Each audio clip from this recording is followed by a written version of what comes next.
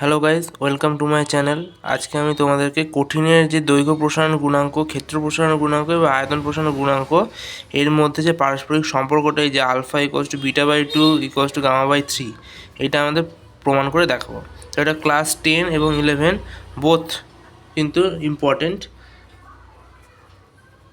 Class 10 and 11 দুটোর ক্ষেত্রেই কিন্তু এটা দরকার। ঠিক আছে, চলো প্রমাণ করা যাক। আচ্ছা, প্রথমে আমি একটা কঠিন আর কি ঘনক আঁকছি। হ্যাঁ, ঘনক আঁকলাম।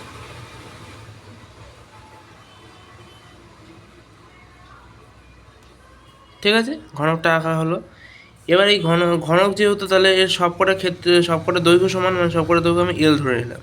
ঠিক আছে, আমি বেশি কিছু লিখছি না, শর্টে করছি প্রমাণটা। তো মেন প্রমাণটা দেখো। আচ্ছা, আমরা এটা তো জানি যে ক্লাস 10-এ যদি পড়ো তাহলে এটা তো জানো, আর 11-ও তো জানবেই অবশ্যই, যে উষ্ণতা বৃদ্ধির সঙ্গে কী হয়, কঠিনে কিছুটা পরিমাণ দৈর্ঘ্য বৃদ্ধি পায়, ক্ষেত্রফলও বৃদ্ধি পায়, আয়তনও বৃদ্ধি পায়। ঠিক আছে, তাহলে সুতরাং আমি এটা লিখতে পারি যে 0 ডিগ্রি সেন্টিগ্রেড উষ্ণতায় দৈর্ঘ্য হচ্ছে L0, এল সাফিক্সে 0 লিখলাম, এত একক আর কি। ঠিক আছে, আর T ডিগ্রি সেন্টিগ্রেড উষ্ণতায় দৈর্ঘ্য হচ্ছে LT একক, সাফিক্সে টি, মানে T ডিগ্রি সেন্টিগ্রেড উষ্ণতাতে আমার দৈর্ঘ্য হচ্ছে এত, আর 0 ডিগ্রিতে এত ছিল, মানে প্রাথমিক ছিল এত আর অন্তিম হয়েছে এটা। ঠিক আছে, আচ্ছা এবার কি করব, দৈর্ঘ্যের একটা কথা চিন্তা করে দেখো, যে আমাদের যে দৈর্ঘ্য যে পরিবর্তন, মানে ধরো আমার 2 সেমি দৈর্ঘ্য ছিল, 5 সেমি হয়েছে, তাই দৈর্ঘ্যের পরিবর্তন কি 5 - 2 = 3, এটা হচ্ছে দৈর্ঘ্যের পরিবর্তন, মানে বিয়োগ করব। তাহলে এখানেও তাই, সুতরাং দৈর্ঘ্যের পরিবর্তন কী হবে, LT - L0, সরি এটা 6 হয়ে গেলো, মানে LT - L0, এটা তো দৈর্ঘ্যের পরিবর্তন বোঝায়। আচ্ছা, দৈর্ঘ্যের পরিবর্তনের সঙ্গে প্রাথমিক দৈর্ঘ্যের সমানুপাতি, মানে এখানে পরিবর্তনটা এটা যত বেশি, এই প্রাথমিক দৈর্ঘ্যটা যত বেশি বা কম হবে, পার্থক্যটা সেরকম হবে, বেশি বা কম হবে, তাই তো? ঠিক তো, মানে এই পার্থক্যটা, মানে একই আমি ধরো উষ্ণতা দিলাম, ধরো একটা একটা পাত্র ধরো আছে 2 সেমি, 2 সেমি দৈর্ঘ্যে, সেটা হয়ে গেল হচ্ছে 10 সেমি। এবার এটার উষ্ণতা দিচ্ছে হচ্ছে 30 ডিগ্রি সেন্টিগ্রেড। এবার আরেকটা পাত্র ধরো আছে, সেটার আমি উষ্ণতা, সেটার দৈর্ঘ্য, সেটাকে তো আমি 30 ডিগ্রি দিলাম, কিন্তু এটা ছিল হচ্ছে 4 সেমি। তাহলে এটা 30 ডিগ্রি সমান যদি উষ্ণতা দিই, তাহলে সমান দৈর্ঘ্য বৃদ্ধি হবে। এটা 2 হয়েছে, আর 2 থেকে 10 হয়েছে, মানে 8, এখানেও তাই বৃদ্ধি হবে, মানে এখানেও 12ই হবে।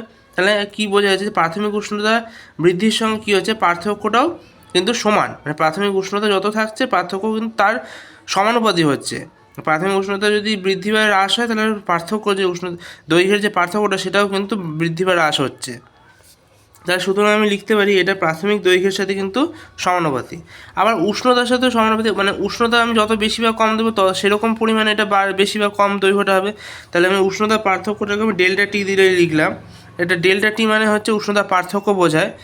তো ক্লাস 11-এ যারা পড়ে তারা ভালো করে বুঝতে পারবে। তো 10-এর ক্ষেত্রে যাই হোক, মানে এটা জেনে রাখো যে ΔT মানে হচ্ছে উষ্ণতার পার্থক্য, মানে ক্ষুদ্র পার্থক্যটাকে বোঝায় হচ্ছে ΔT দিয়ে, এটা হচ্ছে ডেল্টা চিহ্ন।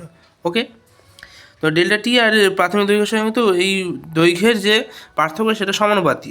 আচ্ছা, এবার কি করব, LT - L0, তো সমানুপাতিক চিহ্নগুলো একটা ধ্রুবক আনতে হয়, তো ধ্রুবকটা হচ্ছে আলফা, দৈর্ঘ্য প্রসারণ গুণাঙ্ক হচ্ছে আলফা হিসেবে ধরুন, এটা কিন্তু ভ্যারিজেস আর এটা কিন্তু আলফা। ঠিক আছে, L0 ΔT, আর এই L0টাকে আমি এইদিকে নিয়ে আনছি, তাহলে LT = alpha L0 ΔT plus L0। আচ্ছা, এবার LT এবার যদি L0টাকে আমি যদি কমন নিয়ে নিই, তাহলে আলফা ΔT প্লাস 1 হলো, এতদূর রইল। এটা আমাদের ফর্মুলা বেরিয়ে গেলো, মানে দৈর্ঘ্যের পরিবর্তনের যে ফর্মুলাটা, সেটা আমরা বার করলাম। একই রকমভাবে সুতরাং আমি লিখতে পারি যে অনুরূপে ক্ষেত্রফলের পরিবর্তন, ক্ষেত্রফলের পরিবর্তন তাহলে কি এস দিয়ে আমি সারফেস বলেছি মানে ক্ষেত্র, তাহলে এস টি ইকুয়াল S0, এখানে কিন্তু ক্ষেত্র প্রসারণ গুণাঙ্ক আবার চেঞ্জ হয়ে যাবে, আলফা থাকবে, তখন হয়ে যাবে বিটা ডেল্টা টি প্লাস 1। তাহলে ক্ষেত্র প্রসারণ ক্ষেত্রটাকে একই রকমভাবে এরকম লিখতে পারি, একই রকমভাবে এবার আয়তনের পরিবর্তনটাকেও লিখতে পারি কি, আয়তনকে ভি দিয়ে লেখা হয়, রিপ্রেজেন্ট করে মানে ভলিউম, তাহলে ভিটি ইকুয়াল V0, আর এখানে আয়তন প্রসারণ গুণাঙ্ক চেঞ্জ হয়ে যাবে মানে গামা হয়ে গেল, গামা ডেল্টা টি প্লাস 1 হয়ে গেল। তাহলে আমরা কিন্তু এই দৈর্ঘ্য পরিবর্তন, ক্ষেত্র পরিবর্তন আর আয়তন পরিবর্তন তিনটে বার করলাম, ঠিক আছে, বেরিয়ে গেল। এবার আমায় প্রমাণ করতে হবে যে এই তিনটে যে প্রসারণ গুণাঙ্ক, আলফা দৈর্ঘ্য প্রসারণ গুণাঙ্ক, ক্ষেত্র প্রসারণ গুণাঙ্ক আর আয়তন প্রসারণ গুণাঙ্ক, তিনটের মধ্যে যে পারস্পরিক সম্পর্কটা সেটা আমাকে বের করতে হবে। তো চলো দেখা যাক। আচ্ছা, আমি এই ঘনকের বাহুর দৈর্ঘ্যটা কি এল ধরে নিয়েছি, তাহলে আমি যদি এর ক্ষেত্রফল বার করতে চাই, এটা যদি আমি ক্ষেত্রফল, তাহলে ক্ষেত্রফল মানে এস দিয়ে আমি লিখছি, ক্ষেত্রফল যদি বার করতে চাই কি এল স্কোয়ার, মানে দৈর্ঘ্য স্কোয়ার করলে বাহু ইন্টু বাহু করলে তো ক্ষেত্রফল বেরোয়। আবার যদি আমি আয়তন বার করতে চাই তাহলে কি বাহুর কিউব, তাহলে বাহুর কিউব করলে মানে এল কিউব দৈর্ঘ্যটা কিউব করে দিলে আমি এখানে আয়তন পেয়ে যাবো, আর এটা ক্ষেত্রফল, ঠিক আছে। তাহলে চলো, তাহলে আমরা এইমাত্র দেখলাম এইটা প্রমাণ করলাম আর কি, বের করলাম। এবার বোথ সাইডে আমি হোল স্কোয়ার করে দিচ্ছি, ঠিক আছে, এটা বোথ সাইডে আমি হোল স্কোয়ার করছি, এটা লিখে নিও তোমরা, আমি আর লিখছি না। হোল স্কোয়ার করে তাহলে কত হবে, LT তার হোল স্কোয়ার ইকুয়াল L0 তার হোল স্কোয়ার, আর এখানে আলফা ডেল্টা টি প্লাস 1 তার হোল স্কোয়ার হয়ে গেল। এখানে কিন্তু এটা কিন্তু আলফা, হ্যাঁ, এটা কিন্তু কাটা না এটা। আচ্ছা, এবার কি করব, এবার এখানে এল স্কোয়ার মানে কি ক্ষেত্রফল, তাহলে আমি এখানে লিখতে পারি ST ইকুয়াল, এখানেও তাহলে এল স্কোয়ার মানে S0, ঠিক আছে, ST আর S0। আচ্ছা, এবার এটা A প্লাস বি হোল স্কোয়ারের ফর্মুলা আলফা স্কোয়ার ডেল্টা টি এর স্কোয়ার প্লাস 2 আলফা ডেল্টা টি প্লাস 1 স্কোয়ার।